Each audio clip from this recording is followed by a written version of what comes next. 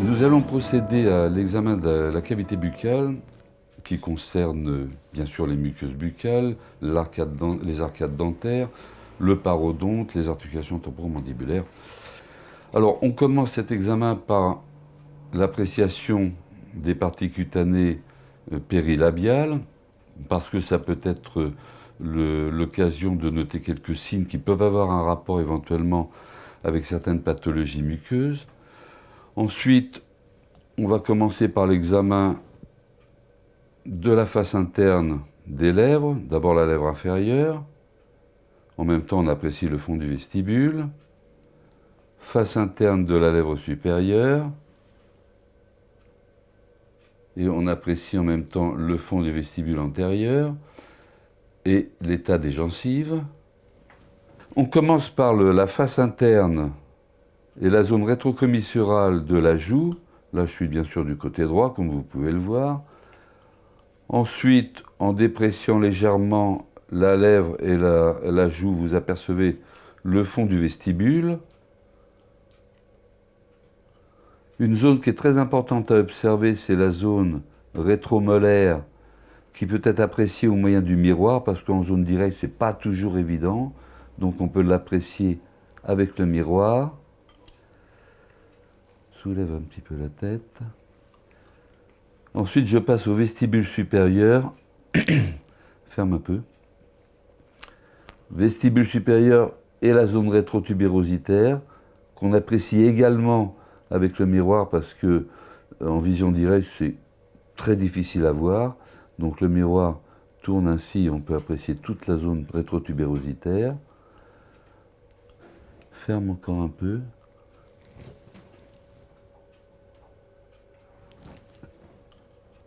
Le fond du vestibule au niveau du maxillaire, côté droit. La zone jugale en même temps. On passe du côté gauche. Tourne un petit peu comme ça. Ferme un peu. La zone rétrotubérositaire du côté gauche est examinée de la même manière à l'aide d'un miroir. Et puis, ferme un petit peu. Il faut toujours demander au patient de relâcher un peu la joue, relâcher son buccinateur, de telle sorte à pouvoir bien écarter, jouer sur la laxité jugale, afin d'apprécier le fond du vestibule, qu'on peut également compléter à l'aide du miroir, c'est bien pratique. On a ainsi vu toutes les muqueuses au niveau du maxillaire.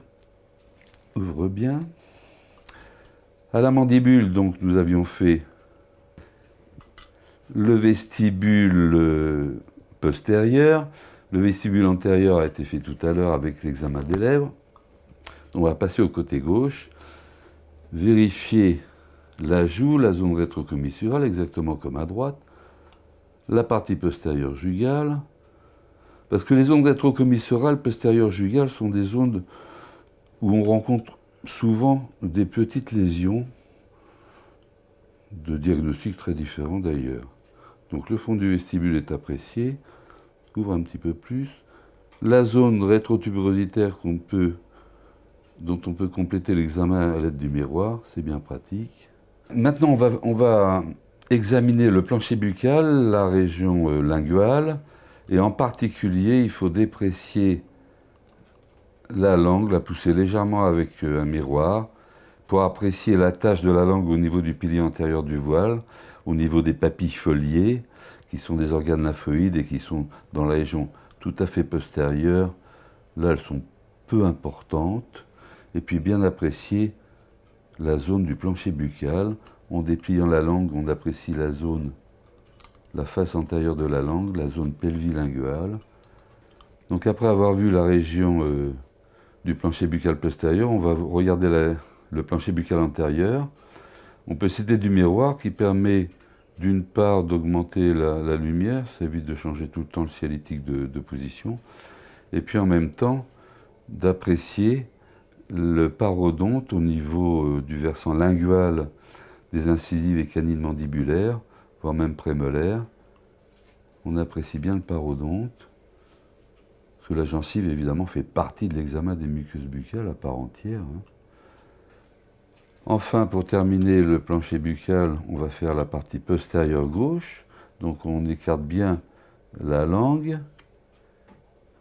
On tourne un peu comme ça. Voilà, jusqu'au bout. On voit bien la tache du pilier antérieur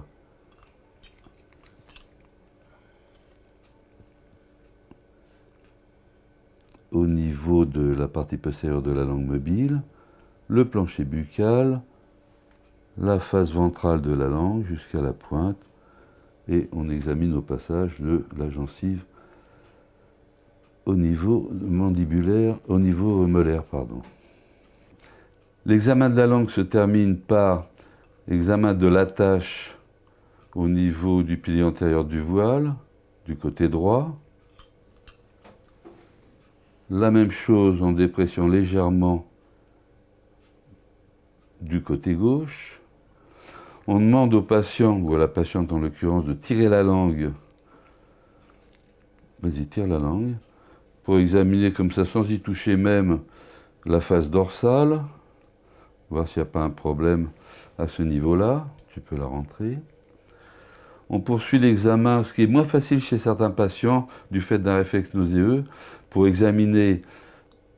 Vas-y, mon assistante le fait très bien toute seule sans que je touche à sa langue. Si je commence à y toucher, elle va avoir un réflexe nauséeux. C'est très variable selon les patients. Montre encore. Donc on apprécie l'éloge amygdalienne, la paroi postérieure du pharynx. On en profite pour voir l'aluette, le voile du palais. Donc on poursuit l'examen du voile du palais par la voûte palatine. Donc on examine.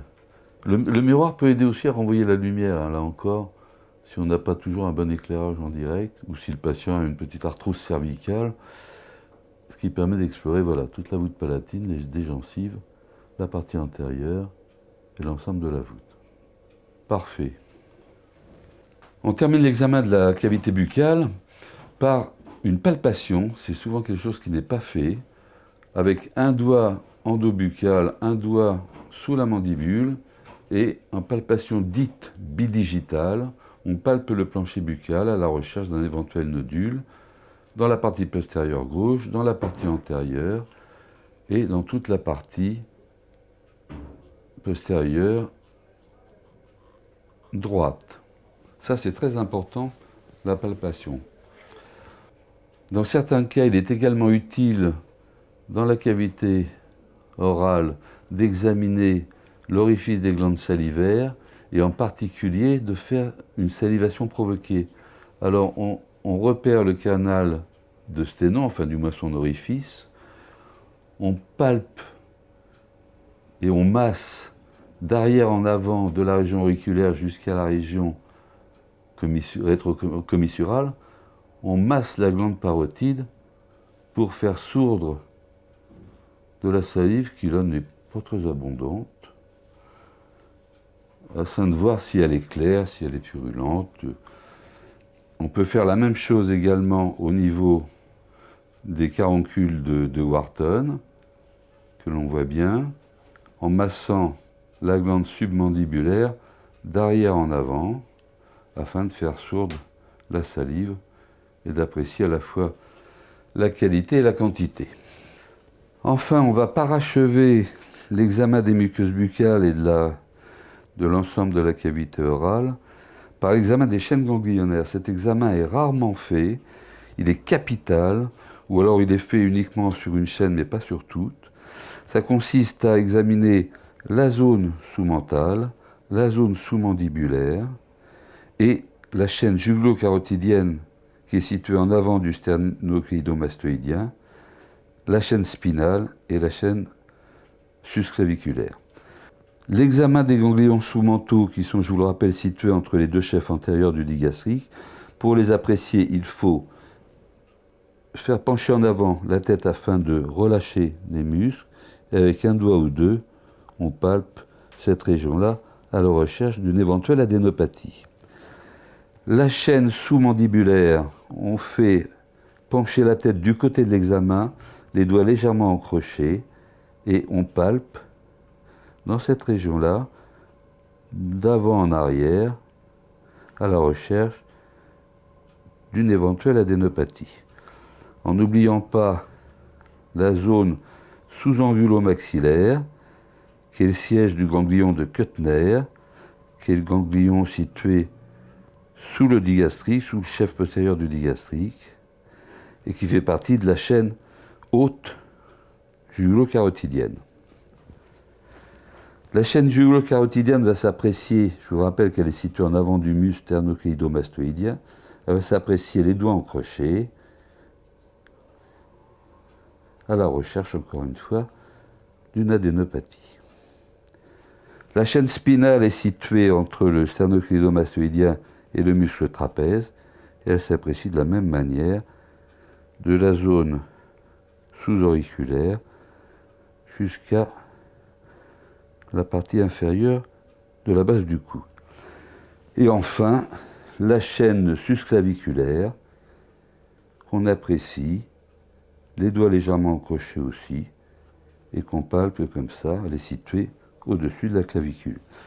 Ces trois chaînes jugulo-carotidienne, spinale et susclaviculaire font partie de ce qu'on appelle le triangle de Rouvière, qui draine l'ensemble de la circulation lymphatique de la face et de la bouche.